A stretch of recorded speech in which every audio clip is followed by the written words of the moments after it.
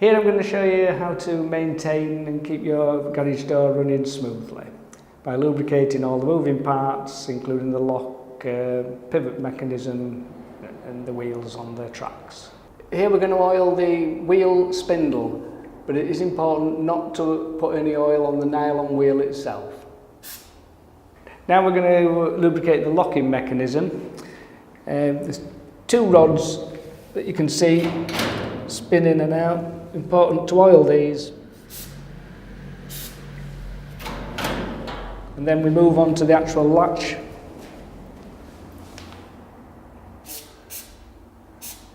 And now we'll have to open the garage door and with just the pivot points to finish off. And that's it.